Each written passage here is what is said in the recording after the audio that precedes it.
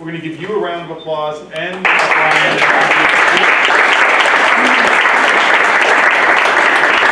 When you start, Clint's going to start timing, and then he's over there. He's going to raise his hand when you have 30 seconds left. As a Roger that. Okay. First of all, thank you guys for taking the time out of your day to judge us on a Saturday. It's really helpful, and we appreciate the fact that you're doing it for us. Our company is called FAICA, Florida Artificial Intelligence Communication Association. You see there's Thinking Robot. Our purpose is the 5Cube will revolutionize the STEM robotics competition industry. Okay, our story starts with our children. Our children got into robotics. This is my oldest. His robotics team is 4080D, Hey Look a Squirrel. They were in a competition and they had won all of the games up to the final. They won the first game of the final. They lost the second game of the final. It was up to that third game of the final to see whether they would make it on to state or world.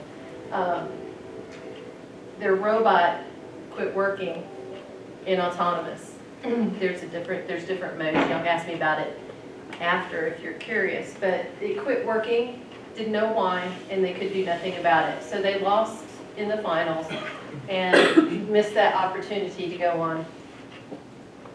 The reason was their controller didn't talk back to them, and so they failed. The problem that people are having is that the controller is the same controller they've had since 1970. They're trying to update it by matching a smartphone with it. That still doesn't really help. It's on the right track, but we're not quite there yet. The controller has static buttons, limited functionality, and just one-way communication. Our solution is the Cube. The 5Cube is a controller, and it has a motor status on the top screen for developing programming. You see here, this is a countdown clock, so Clint's job would be redundant. You can put as many joysticks on this as you need, and you can put them where you need them. They're programmable. You can put them wherever. You can also put quick keys if you want to. In robotics, there's autonomous modes and all different things. You can push that button and make sure that the kid has it in the right place at the right time.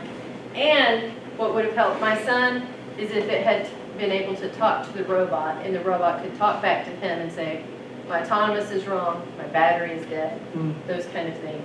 And so that's one of the ways that the 5Cube will help. Now, I don't think everybody has been involved in robotics, so just to give you a little bit of info about it, there are 3 major robotics competitions in the United States and the world right now. FIRST Robotics, VEX Robotics, and FIRST Tech Challenge. FIRST Robotics has over 3,100 teams, 75,000 students. VEX is the second largest with 10,000 teams in 32 countries. It truly is, this is the one that my kids did. This is truly a world competition. This is a picture of the competition a couple years ago. There are, it's huge. There's just a lot there.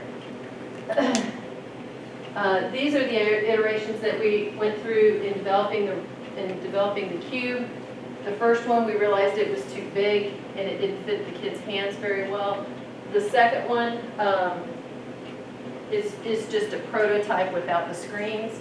And then we started trying to put the screens on to the third one, and we're not complete with that one yet.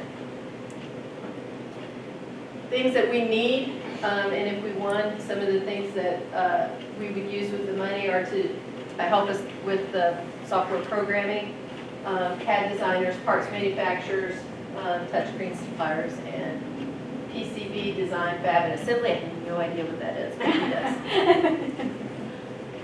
So obviously we need money.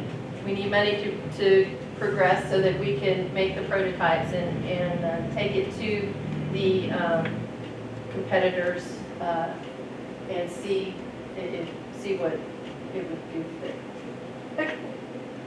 Any questions?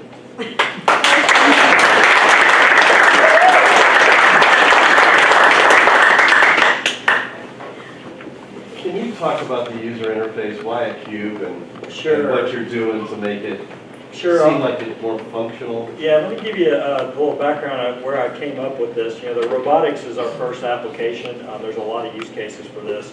But I work at a company called SoftWorks, which is a, kind of a think tank for the SOCOM community. And they came in for a next generation mission equipment exercise that they did. They brought in Boeing and all the usual, guys that normally do that kind of stuff. And so I started thinking about it, and I thought, just the keyboard, the mouse, and the joystick, everything they're doing is really kind of outdated. So I looked at, what kids are using these days, and it's all, this is what they know, it's what they use.